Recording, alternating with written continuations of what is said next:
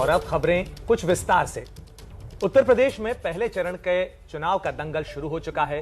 प्रचार थमा तो अब वोटर्स कल नेताओं की किस्मत का फैसला ईवीएम में कैद करेंगे। देखिएगा ये खास रिपोर्ट। क्योंकि गर्मी कैसे शांत होगी तो मैं मई और जून में भी इसको बहुत शिमला बना देता हूं।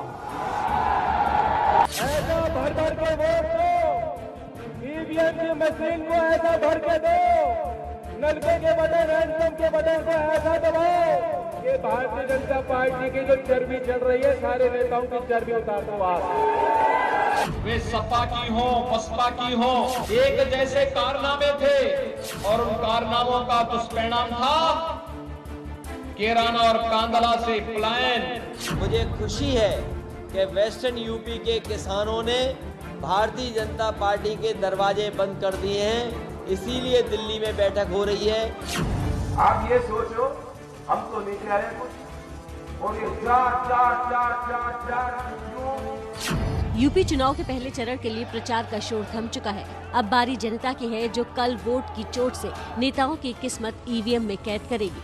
कल पश्चिम यूपी के 11 जिलों और 58 विधानसभा सीटों पर वोटिंग होगी, जिसके लिए 623 उम्मीदवार मैदान में हैं। पिछले चुनाव में बीजेपी ने यहां 58 में से 53 सीटें जीतकर सत्ता में वापसी की थी, लेकिन इस बार समाजवादी पार्टी और आरएलडी का गठबंधन बीजेपी के लिए बड़ी चुनौती है। पहले दौर में योगी सरकार के 9 मंत्रियों समेत बीजेपी के कई दिग्गजों की साख दांव पर लगी है। इनमें गाजियाबाद सीट से योगी कैबिनेट के मंत्री अतुल गर्ग, शामली के थाना भवन सीट से मंत्री सुरेश राणा, मथुरा सीट से मंत्री श्रीकांत शर्मा, अतरौली सीट से राज्य मंत्री और पूर्व मुख्यमंत्री कल्याण सिंह के पौत्र संदीप सिंह, शिकारपुर सीट से अनिल शर्मा, मुजफ्फरनगर सीट से मंत्री कपिल देव अग्रवाल, हस्तिनापुर से दिनेश खटीक, आगरा छावनी से डॉक्टर जीएस धर्मेश और छाता सीट से चौधरी लक्ष्मी नारायण मैदान में है। इसके अलावा आगरा ग्रामीण सीट से बेबी रानी मौर्य, सरधना सीट से संगीत सोम, लोनी सीट से नंद किशोर गुर्जर और नोएडा सीट से राजनाथ सिंह के बेटे पंकज सिंह मैदान में हैं। वहीं विपक्ष के पास भले ही खोने के लिए कुछ ज्यादा नहीं है, लेकिन अखिलेश यादव और जयंत चौधरी की दोस्ती की अग्नि परीक्षा इसी चरण में होनी है। माना जाता है कि पहले राउंड से ही ये पता चलने लगता है कि चुनावी हवा किस पार्टी की तरफ बह रही है। शायद इसीलिए पहले चरण में बाजी मारने के लिए राजनीतिक पार्टियां कोई कोर कसर नहीं छोड़ रही। पलायन से लेकर किसानों तक के मुद्दे पर एक दूसरे को घेरा। आज से 5 साल पहले इस पश्चिमी उत्तर प्रदेश की स्थिति क्या हुआ करती थी। 5 वर्ष में दंगा, कर्फ्यू और पलायन यह यहां की नीति बन चुकी थी। पर्व और त्योहार के पहले यहां पर दंगा होता था।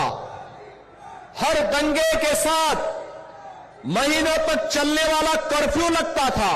और जिन लोगों ने किसानों को 700 किसान शहीद हुए हैं, भारतीय जनता पार्टी के गलत फैसले की वजह से आंदोलन जो चला उसमें 700 किसानों की जान गई, शहीद हुए।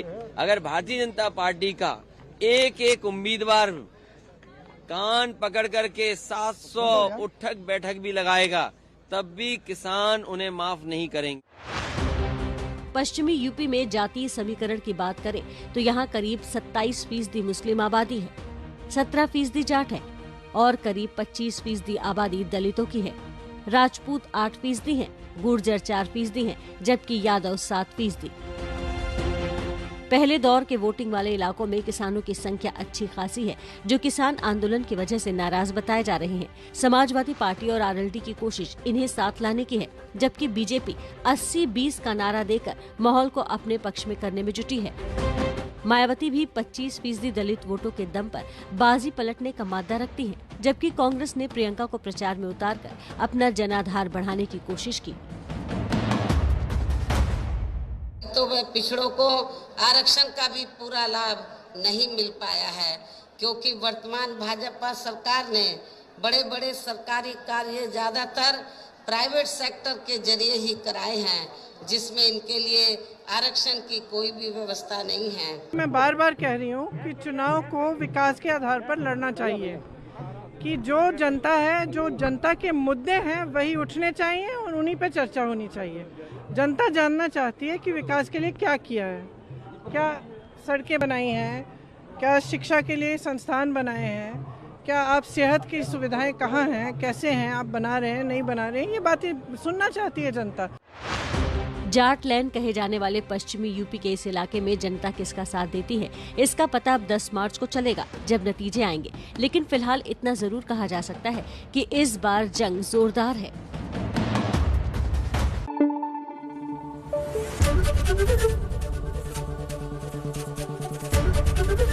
एबीपी न्यूज आपको रखे आगे।